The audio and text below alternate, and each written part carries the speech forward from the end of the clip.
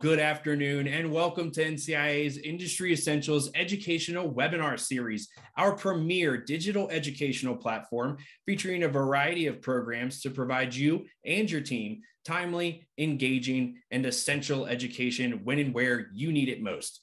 My name is Brian Gilbert, the Deputy Director of Events and Education here at NCIA, and as always, I'm very excited to welcome you all to another stellar edition of our Committee Insights series of programs this afternoon, with a session being presented by NCIA's Cannabis Cultivation Committee.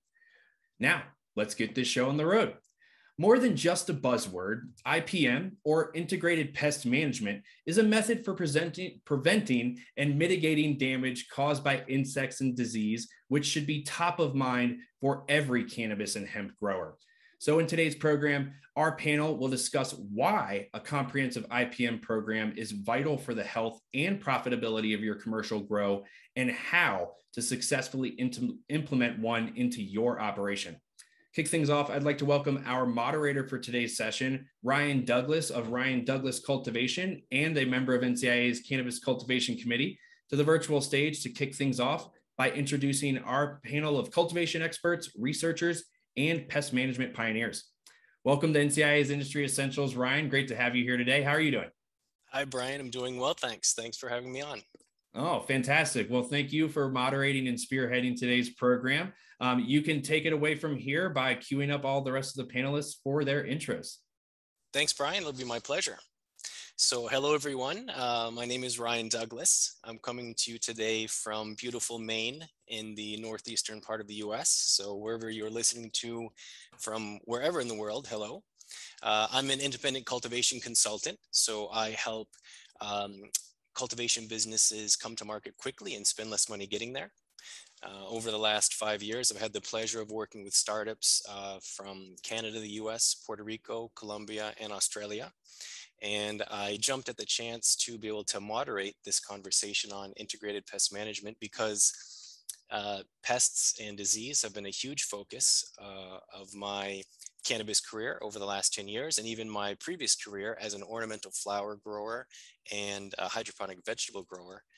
Pest and disease were always a challenge that we had to battle with. So I'm thrilled to have the chance to help assemble a panel of such expertise and diversity as we have today. So without any further adu, who better to introduce the panelists than the panelists themselves? Let's start with Marguerite Bolt, who is a hemp extension specialist with Purdue University.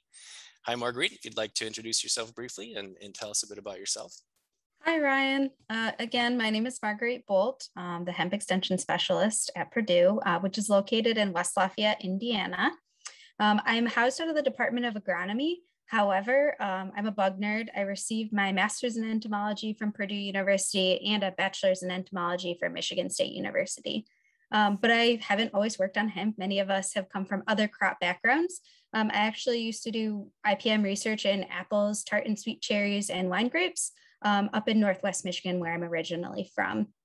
But eventually, I found my way to hemp, and that's how I got into my master's program at Purdue, looking at hemp insect interactions under different management conditions. So really understanding more about the plant's chemistry and how insects interact with different traits that are altered by different management practices. The hemp extension position was created in 2019 after the 2018 Farm Bill was signed, and I interviewed and got hired. And so I've been in my position for roughly 2.5 years in the Department of Agronomy. I work really hard to try to connect growers with the research community, whether those are local extension educators or folks on campus, as well as connect them with processors and other members of the industry working on the legislative and nonprofit side of things. I work with national and regional groups. I'm part of a regional integrated pest management working group where we're trying to figure out the best way to educate growers on IPM and provide them resources for better pest identification. I just started a PhD in the Department of Botany and Plant Pathology, where I'm working on disease identification and management in hemp. Outstanding. Outstanding stuff. Thank you, Marguerite. Next, we'll go to Hannah Brand, who is the owner of Autumn Brands. Hannah, welcome. Thank you, and good morning. My name is Hannah Brand. I'm one of the owners of Autumn Brands, as Ryan said. We are a cannabis cultivation farm in Santa Barbara County, California. I attended Cal Poly San Luis Obispo and got a degree in agriculture and environmental plant science. I am a 6th generation farmer and 1st generation American, so my family immigrated over from Holland.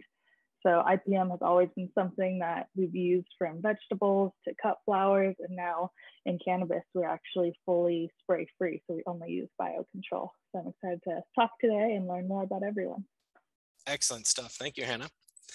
Next, we'll go to Filipe Nunes, who is a cannabis IPM expert based out of Portugal. Hello, good afternoon. So my name is Filipe Nunes. I'm from Portugal, Europe. I'm agronomist engineer, and I start my career working with cereals, specific with maize, but mainly focus on IPM. And a few years ago, I started working with medicinal cannabis and specialized in IPM again. And this is my background. I'm deeply admire the cannabis culture, and is a pleasure to be able to produce plants and flowers that contribute to the people's health. Excellent. Thank you, Filipe. Thanks for joining us from Portugal today. Next, we have Jesse Porter from Inspire Transpiration Solutions. Hello, Jesse. Hey, thanks for having me today. Yeah, so I'm Jesse Porter. I've been in the cannabis industry since 2004 while I was attending UC Berkeley and my mom was diagnosed with cancer. Drove me with a passion to cultivate high-grade medicine. And since then, I've been a cannabis business owner. I've run large-scale cultivation facilities, and I've learned a ton over the years. And today, I work with Inspire Transpiration Solutions to empower cultivators with integrated environmental control in the form of temperature, humidity, and CO2. And try and optimize plant vitality and mitigate risk on commercial scale cultivation facilities. Excellent. Thanks, Jesse, for joining us today. Thank you. Next, we have Scott Searles with Life Force Permaculture. Hello, Scott. Hi, I am Scott Searles. Let's see here. Excuse me. That looks better. I live in Colorado. I have a background in environmental design, and then I also got a permaculture design certificate for teaching permaculture. So I started a consulting business kind of based around the ideas of permaculture. I've done a lot of design work in indoor and greenhouse facilities, but a lot of my work is focused on helping people with outdoor cannabis farms. Permaculture essentially looks at farms as an organism. So we focus on how the different systems influence one another, essentially setting up systems that focus on making good neighbors with your facility and your different systems. Excellent. Thanks, Scott. Thanks for joining us today. And last, we have Dr. Sho Hwang, who is a state plant pathologist with the Nevada Department of Agriculture. Welcome, Dr. Hwang. I think you have to unmute your microphone. Sorry. Thank you. I'm a state plant pathologist with the Nevada Department of Agriculture, and also lead scientist for state plant pathology laboratory. Basically, I have probably about 30 years of research in plant pathology, and also teaching some topic to the green industry, and most of the time to the clinical diagnostic. And also publish about a little bit over 100, including scientific journal report, first report disease, and also some books. So I want to mention that I just finished one most recent publication. That's a new book, which is very related to today's webinar, is diagnosing hemp and cannabis crop diseases. So which is published by CAP International. CABI. So I hope this book could be a great resource for everyone who cultivate cannabis and grow hemp to figure out how to diagnose from scientific perspective. And also I want to mention that if anyone needs help for diagnosis, you can contact me and I can help. Excellent. Thank you, Mr. Wang. All right, let's jump right into it. Got a list of questions here I'd like to cover today. So without any further ado, let's talk about IPM. Anyone that's involved in agriculture or horticulture has certainly heard the term IPM, but I'm unsure if everyone listening today actually knows what IPM is. So let's kick things off with Marguerite. What is IPM and why is it important for cannabis and hemp growers? Yeah, so I think there is sometimes, again, yes, some confusion around what integrated pest management is. And I like to point out it's not just about insect pests, mites, pests, and diseases. It can also include weeds and nematodes. Birds could even be an option. They're a pest as well to hemp for grain producers specifically. So it's really the use of multiple control or management techniques over long periods of time. So it's not a quick fix. It's not going and spraying what we call a revenge spray when you have an outbreak of something. It's really using things like biological control, which we have some specialists who are gonna be able to cover that more in detail, looking at cultural control, so maybe selecting optimal field sites. You could use mechanical or physical barriers, things like mulch for weeds, and then of course chemical control. So it's this really holistic kind of multifaceted approach that relies on accurate identification of the pest before it becomes a serious issue. So those are some kind of key elements to IPM, and it's critical for cannabis growers because first off, we don't have a ton of chemical control options, so we want to use every single tool in the toolbox we possibly can. And for people getting into farming, in some cases for the first time, cannabis tends to draw a lot of people who maybe don't have an agricultural or horticultural background. So it really enables them to better understand how to ID and monitor for pests, and then how to implement some of those different control techniques. So it sounds like, in your opinion, it's more involved, a little bit more complex than simply a spray or no spray decision when it comes to insects or disease. Yeah, absolutely. It really involves knowing the biology of the pest, understanding the biology of the plant as well, understanding your field site or indoor grow situation, and figuring out what kind of fits best for your specific scenario. So it's not going to be kind of a one size fits all for every operation. It's going to be variable from farm to farm or indoor grow to indoor grow. But there are principles in your experience that can be applied whether a grower is 100% indoors or in greenhouse or essentially outdoor in a farm, correct?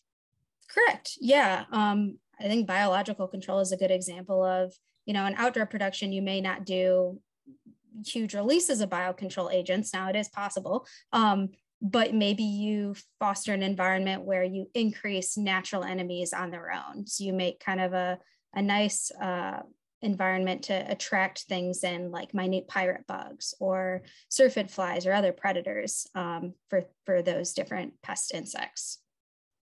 Excellent. Thank you for that insight, Marguerite. Now we'll head to Dr. Hwang with the same question. Dr. Hwang, in your opinion, what is IPM and why is it so important for cannabis and hemp growers? Okay, well, that's a great question. I think Marguerite pointed out some very important information for the IPM. As an IPM actually is kind of practice to integrate multiple approaches, including biological, chemical, cultural, and also mechanical or physical control method. So in the past, what we're talking about is actually any kind of organism that is harmful to the cannabis or hemp crop. So mostly it's the insects and mites, and also the fungi, bacteria, viruses, viral. I think most people know this kind of pathogen is pretty rampant in the cannabis crops. So it's a scientific approach. I think every state and the regional, they do have a program they call IPM, trying to monitoring pathogen pest population, and also try to predict what could be happening in the field. So they really guide the management practice, try to minimize the impact of the pest. So it's a science-based approach. So what I want to make 4 different major points for the IPM is that IPM is not just a combination of 2 methods. It's an integrated approach. And that means you have to integrate all the different methods during the entire production, from the very beginning, like say you choose the seeds, choose what kind of field, what kind of plants, you have to consider how to prevent disease. And during the production, how do you prevent and how to treat? And then after production, how do you eradicate and how do you prevent post-harvest diseases? So that's a different steps of cultivation. You have to integrate the whole method available to the crop. And the second important is that point is that you have to be proactive. You don't want to be reactive, because reactive usually is too late, because most of diseases cannot be reversed once get infected. So then you have to prevent. So that's my last point is that IPM should focus on the prevention, especially for cannabis and hemp, because prevention is the key. And the treatment is just kind of have to, but sometimes not very effective. And then the final comments I want to say, very important is diagnosis. If you don't correctly diagnose the problem, there's no way to treat correctly. So that's kind of fundamental foundation for the IPM, have to diagnose problem pest correctly before you have a formulation of what kind of IPM scheme you have to use to prevent. So that's kind of a major key point I want to point out during this section, but I want to say it's very important. Why it's important for cannabis? Because it's IPM is the only way to prevent and treat, manage plant diseases and pests. And also the cannabis is a high value crop, have to take action, and not very many pesticide product or whatever can use. So IPM is the only way to do. And again, a lot of information about cannabis pathology, insects is not known, even though we have more information now, but that's why we need IPM to prevent. Excellent. You brought up a very interesting point, Dr. Hwang, which Marguerite mentioned also, is that when we define what a pest is, most of us think of bugs, insects that damage our plants, but really the definition of a pest, if anyone takes a spray application course or certification course, really a pest is anything that's in our crop that we don't want there, right? So, yeah. So IPM isn't just one way of getting rid of bugs, but we're talking about virus, bacteria, fungus, really anything that could harm our crops can become part of an integrated pest management program. Would you agree? Yeah, I agree. I think that's a very good point. I think about from my experience during the last 6-7 years of interacting with hemp industry and also cannabis and the virus, there's a lot of virus that we have found right now on the fungus, bacteria disease really has big impact to the cannabis and the hemp crops. Right, insects are only part of the picture, I've learned. They are interacting each other. They work together sometimes. So next question, I'd like to direct this one to Filipe. When we're looking at startups or new cultivation businesses, how can operators design a facility, either indoor or greenhouse, that can help them to encourage IPM principles once they are growing? Filipe, do you have any insight? Yes. Thank you. So it's very interesting, put these two concepts together, building a facility and the IPM principles. And it's very interesting. And as already said, one of the key points of the IPM is the prevention. So we can start our prevention since the beginning, since before the crop, the production of the crop. So this prevention could start when we are building the facility. And so have this in mind. I have some points that I would like to be highlighted. So one of them is and I will base my comments more focus on a greenhouse environment. So the first one is when we have a greenhouse that is inside, that is divided in some areas, some zones, it's very important that these zones are isolated between them. And I give a practical example. If we have some attack of some pest in some of these zones, it will be very important. We'll be allowed to do a quarantine of this zone and don't have, for example, holes in the walls that could be an open door to the contamination of the zone that is near of this one.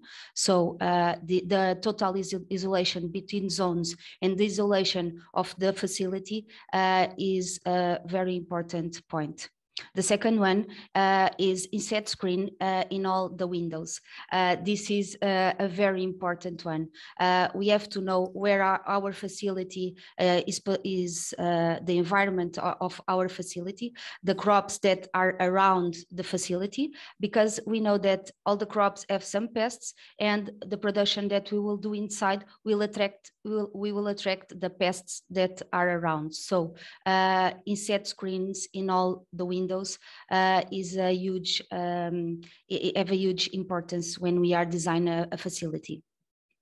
The third point is AVAC system. As already said here, IPM is not only about pests, but pests and diseases. So AVAC system is the secret to control the temperature and the humidity inside the greenhouse or indoor facility.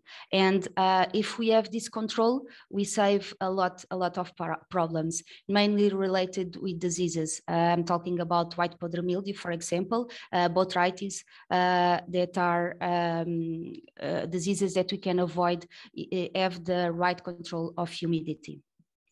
Then all the greenhouses or indoor systems, they usually have an operating system. So I advise to have a specific program in this operating system related to the sprays. This will helping us in the daily basis, because when we do a spray, some points of the greenhouse we have to pay attention, because we don't want direct sunlight. If we work with bacillus, we work with the trichodermas, they will have impact. The direct sunlight on these organisms will have a direct impact. So we want to avoid this.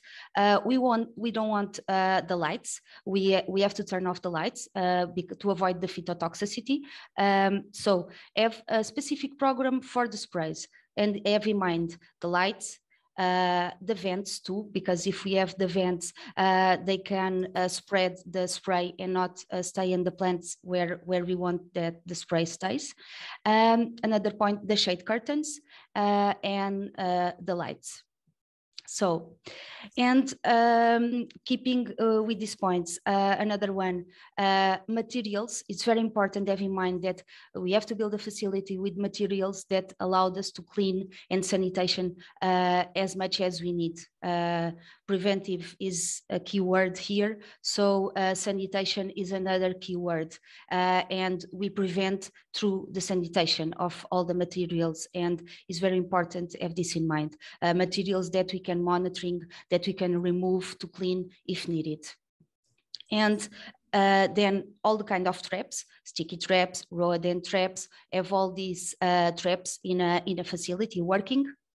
And to finish, my advice to consider areas for gowning procedures when we work with medical cannabis, with the GMP process. The parameters of the quality are very higher. So gowning procedures is very important, and have a facility that allowed us to move the teams, change the gownings every time we need. And my last point is related to the phytopharmaceutical products. Very important to have in mind when you build a facility, have already a room proper to storage this kind of products. Here in Europe, we have a real regulation very specific to all these kind of products. So have a room for this, have a room to prepare the sprays and all the liquid residues that result of a spray.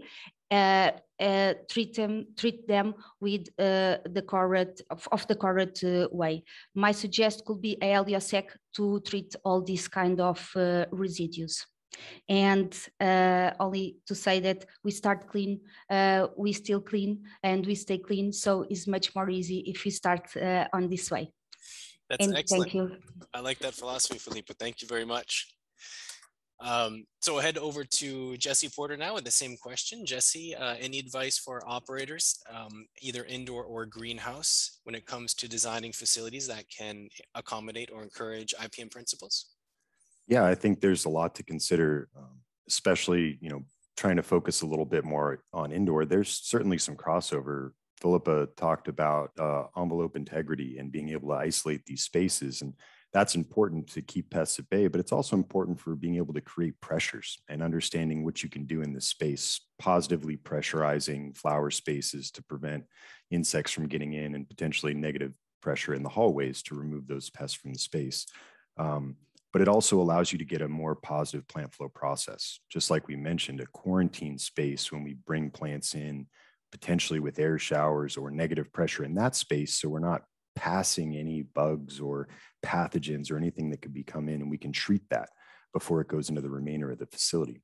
And it's important to understand that plant flow process and the level of control and culture of clean that you practice there, because the plant's going to move from place to place and process to process, and each one has variables that interact with it.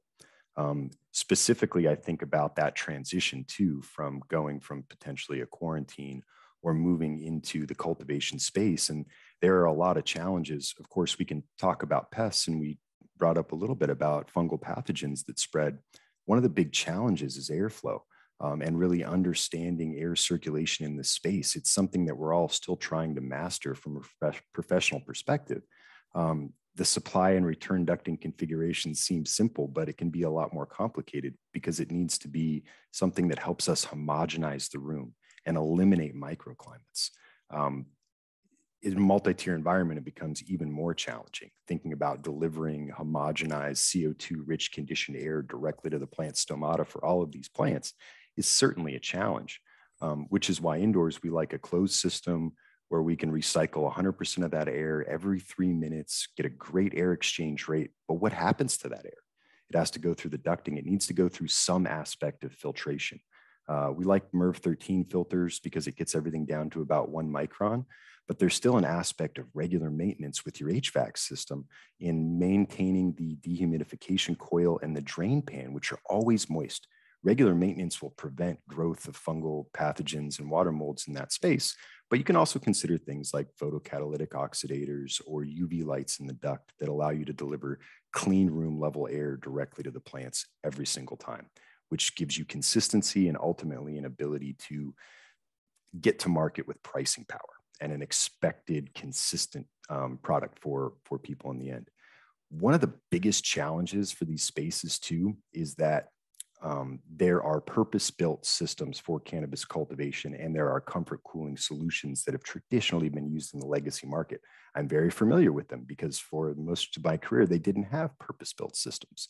So one of the issues I always dealt with was a transition from lights on to lights off, a dip in temperature, a rise in humidity, and all of a sudden I have perfect conditions for botrytis. Anaerobic water on the leaf tissue not being dehumidified appropriately at conditions for growth. We bring it back to a high humidity environment and it spreads prolifically. So that's one of the big challenges. I say, think about your system and how it really functions and get to know it. And then once you start to collect data, if you have a precision system, you can take action. You can say, hey, the sensors in this back of the room are showing a different offset. Can we add more air? Can we move more air? Should we choose different set points to better control for VPD and optimize plant performance? Because a lot of times collecting that data can show you, oh, we had a spike in temperature and immediately following we had an outbreak of spider mites, or we had a dip in temperature or a rise in humidity that caused a powdery mildew outbreak. To me, it's important to try and get accurate data collection. There are challenges with that, but once you get an integrated system and really have a good design, it's so much easier to implement an SOP for effective IPM rather than thinking, what can I do with the limitations of my space? That's beautiful stuff, Jesse. I really appreciate that. Excellent insight. Thank you. I'd like to move on to Hannah now. Let's talk about insects, since they do play a critical part in IPM strategies.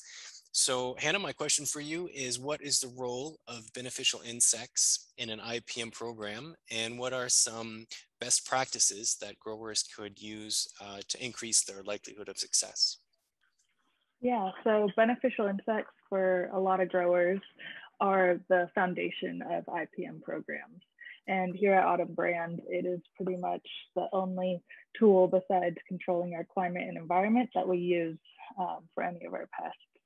So while we have generations that have used sprays and oils and water foliar applications, we decided 4 years ago to completely do away with all of that and rely on creating this balanced environment with our biocontrol and our pests while controlling all of the elements we can. In Santa Barbara County, we have very nice temperate climate year round, so greenhouses can stay relatively perfect for the entire year growing seasons. So that gives us, you know, a lot more access to being able to not spray. And also because we veg in the greenhouse and then flower only for 8 weeks here, that being such a short crop, also we saw the benefits that we could try to veer off of spraying and go into only biocontrol. And with a lot of patience, a lot of, you know, learning curve, it was something that is possible. And we just have to be okay with the fact that there is no instant fix. You have to be okay that IPM, whatever way you're doing it, you're not going to be able to just eradicate a pest all at once, but learn to make a balanced environment for what works for your grow. One thing we did find that was pretty amazing is when we stopped spraying, native ladybugs came into our greenhouse, and we can watch the life cycle from eggs to little larvae, and the larvae actually eat way more aphids than adults do. And so it's giving us free tools as well, which is pretty cool. As far as some of the best practices, it comes down to knowing what is in what stage in your greenhouse. Because if you don't know the life cycle of your biocontrol and of your pest, then you don't really know what time they're doing bad or doing good for your grow. And also, even if you are spraying, you need to know at what stages your biocontrol is actually working. Because if you put it out and you're not waiting the proper amount of time, then you're not really doing anything because you're going to get rid of them before they help you.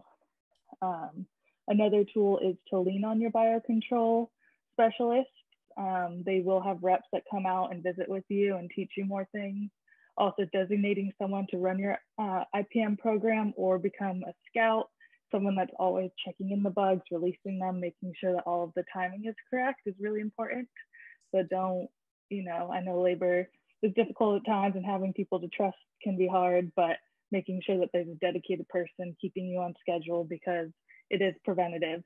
Once you get behind, it gets really scary and you have to make decisions to keep your crop or to be okay losing some of your yield.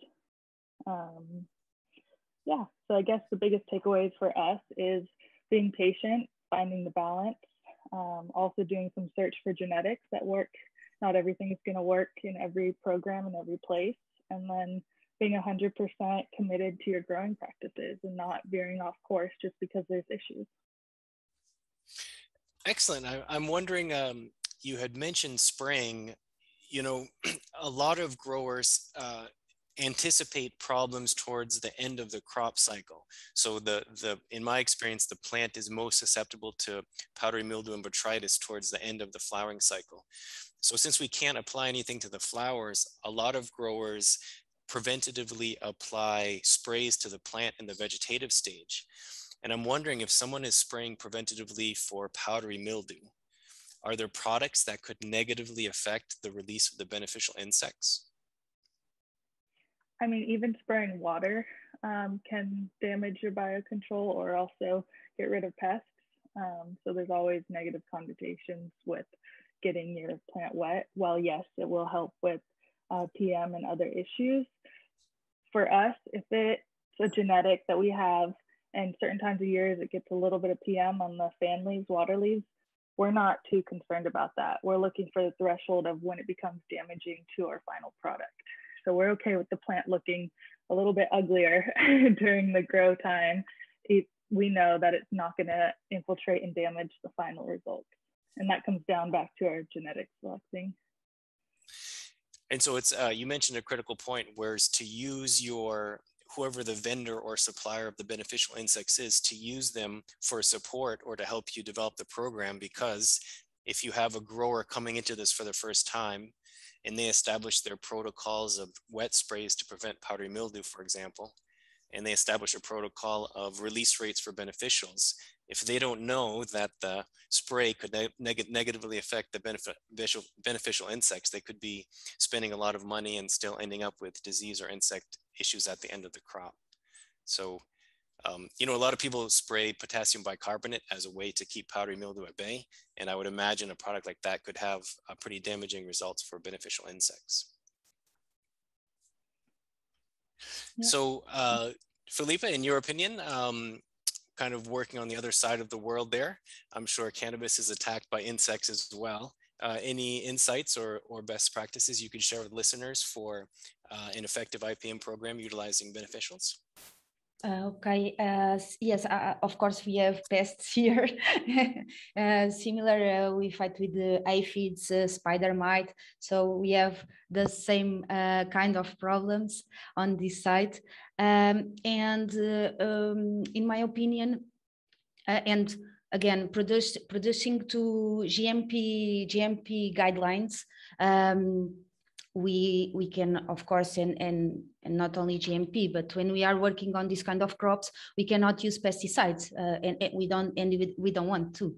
But we need to, in the end, in the harvest, we need to have the most cleanest and healthy flowers. So the beneficials are a fundamental tool because they could be the most efficient ways to prevent some pests. So they have a huge importance in an IPM program.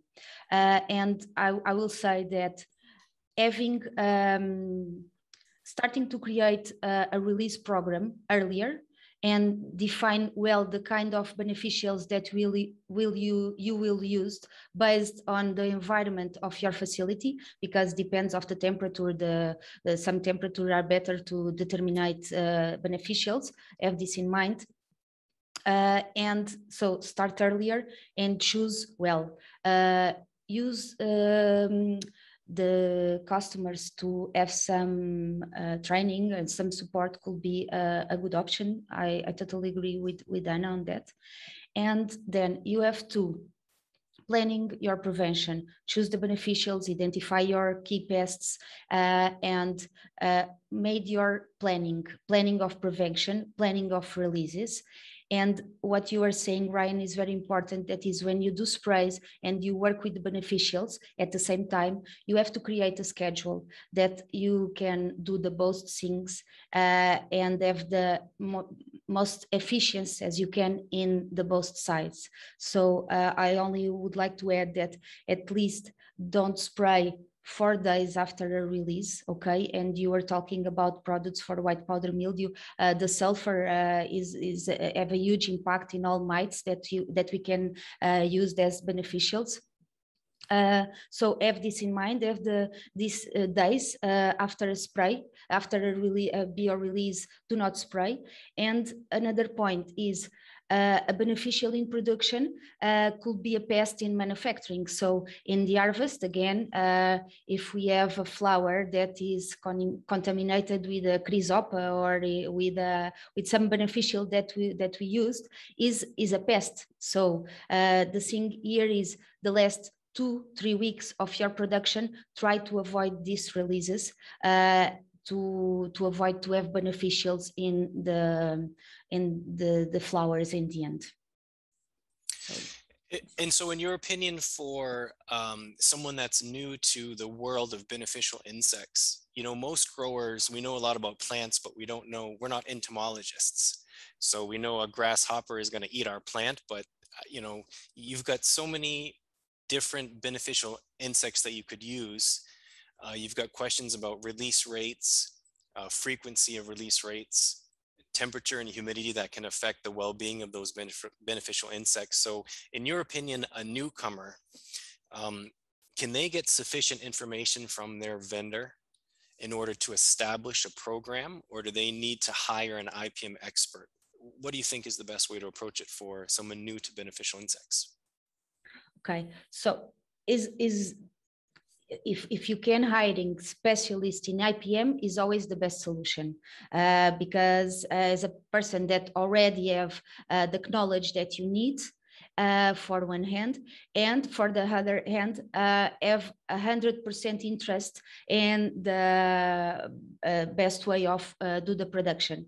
Of course, when we work with the suppliers, economical interest could be here in the middle. And if you're hiring someone only focused in EPM, you don't have this part. So yes, it's better if someone is specialist in IPM, of course. Excellent. Yeah, that makes a lot of sense. Yes. So, so you hire an independent IPM advisor, and really they're being paid by you. So their incentive is to give you really the best information, but you think sometimes potentially going with a vendor, their interest may be selling you as many insects as possible. Is the sales word, you know, is in our cannabis or world, it happened, but happen in all is the sales word. All the companies wants to do sales. So seems to me something normal, but we have to this in mind and be aware of our economical way of waste. Of course, I've got it. Excellent. Thanks for that, Filipe. And let's head to Scott now for our last question. He's been waiting patiently and quietly.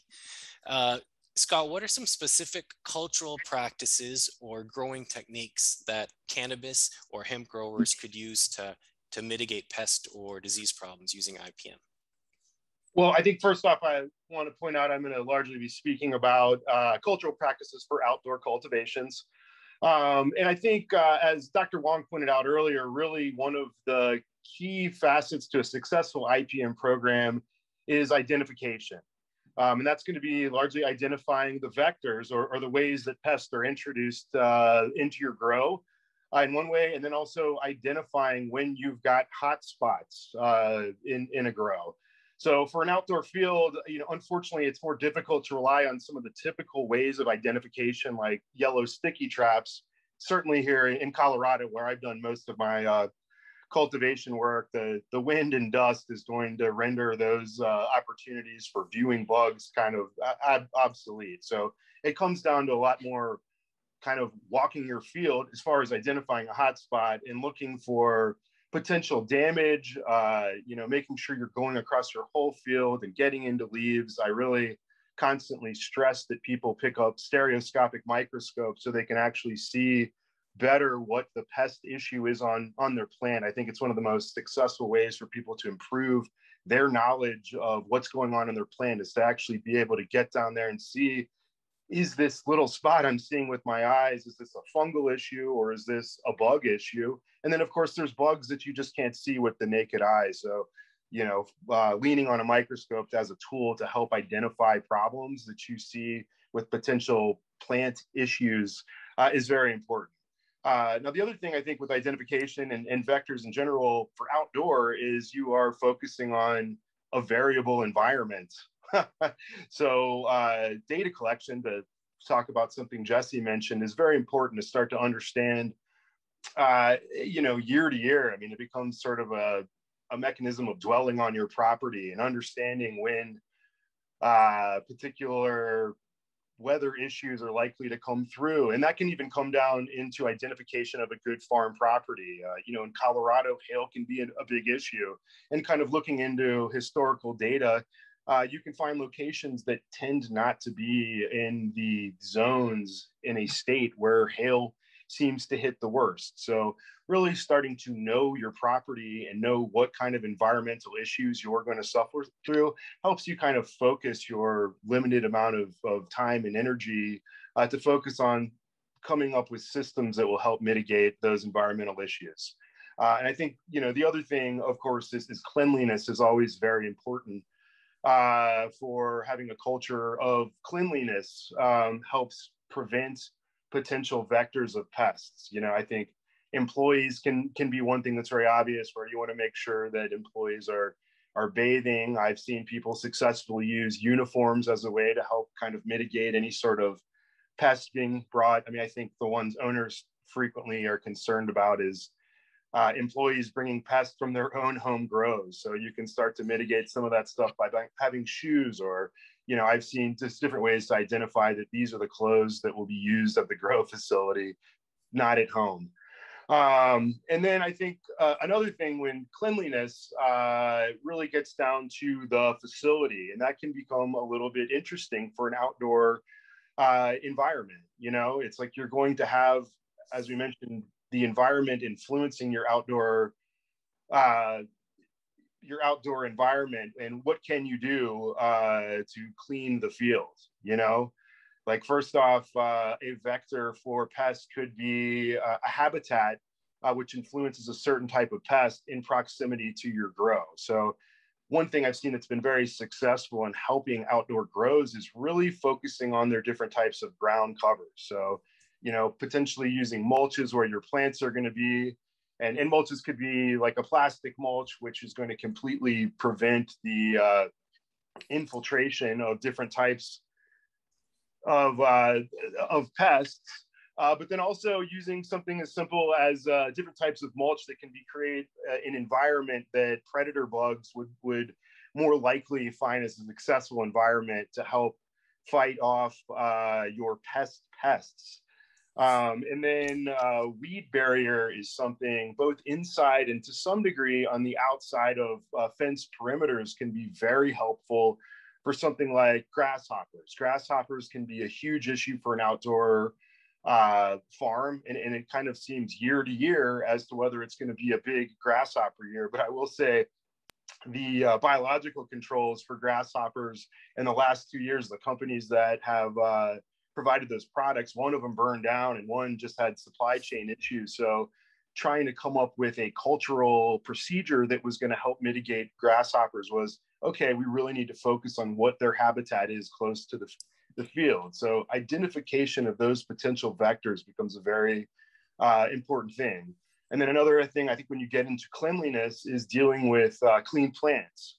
You know, any sort of dead plant matter once again becomes an opportunity, an environment that is more likely to harbor a pest, whether that be you know, a fungal pest, or even an environment that attracts your insect pests. That needs to be cleaned out, and doing enough thinning of the plant so that any of your sprays can actually be applied in a manner that you're getting good coverage.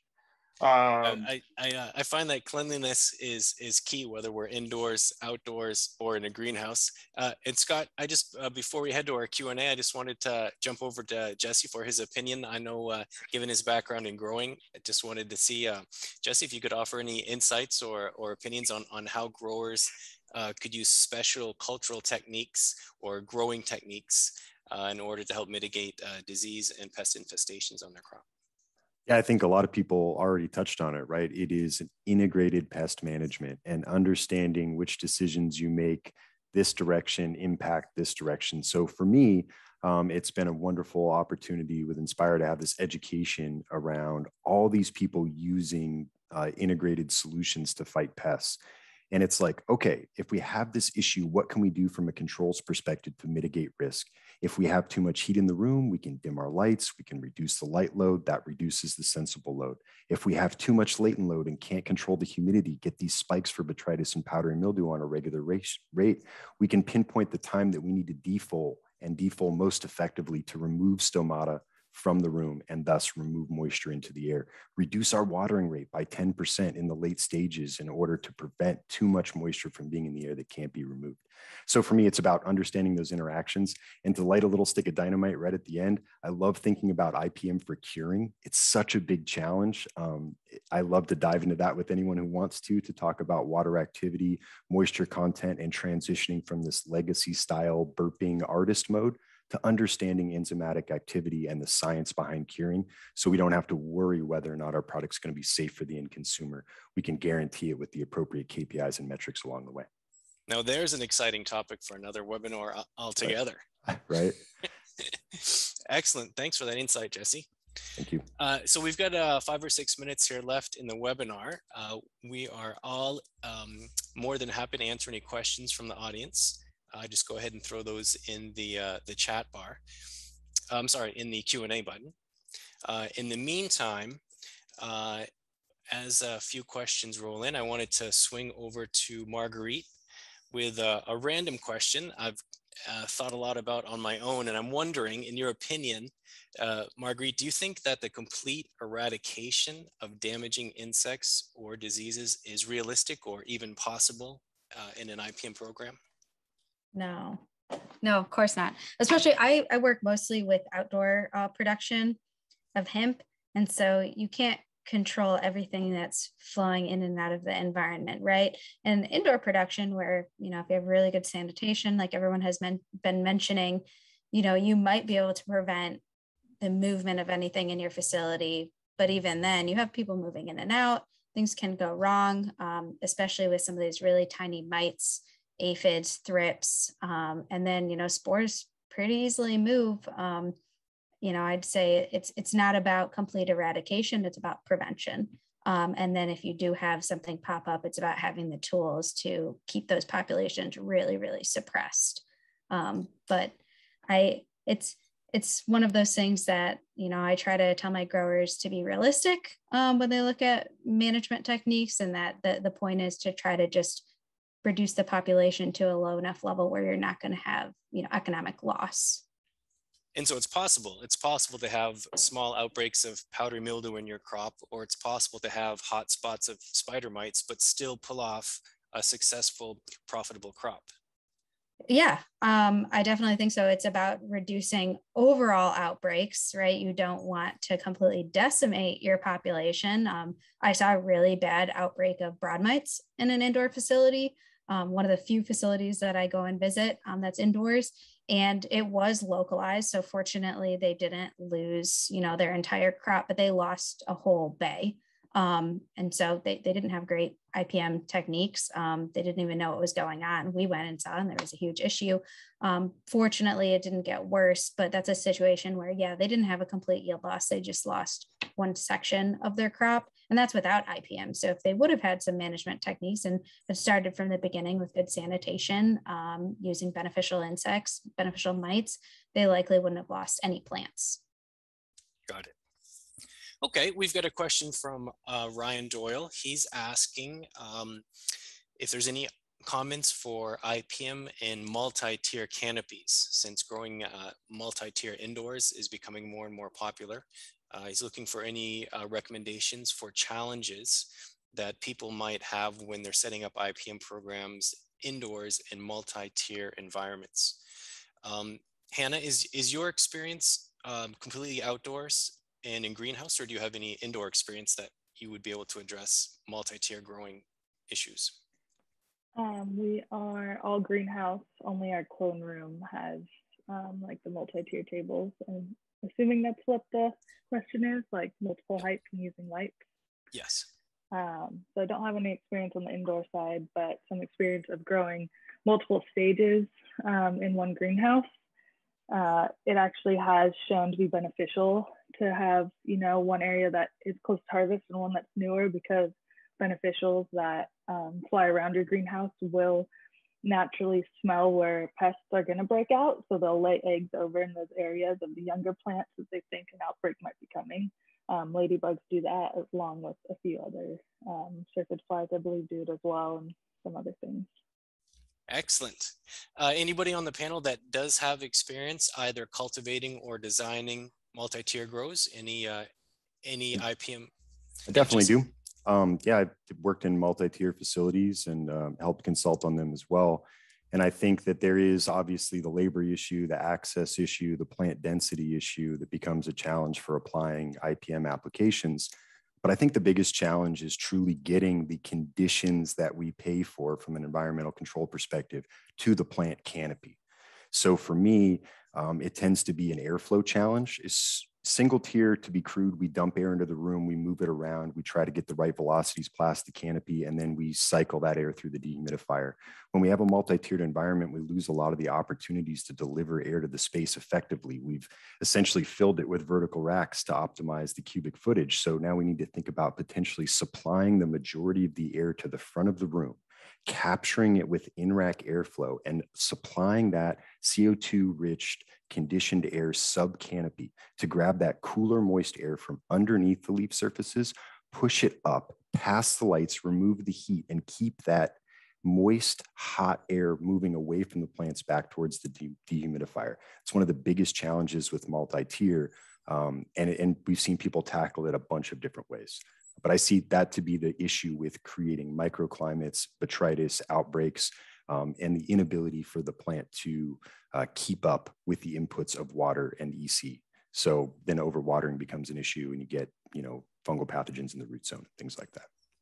Excellent. Thank you, Jesse. I'm sure Ryan appreciates that answer. And really what you just said speaks to kind of an overall theme, I think, from all of our panelists today, which is really the key to IPM programs is being proactive and in the prevention of keeping insects and disease at bay. So we have reached the top of the hour, and I think it's now time to turn it back to Brian at the NCIA. And it's been my pleasure to moderate this conversation, and thanks to all the panelists for attending. Thank you, everybody.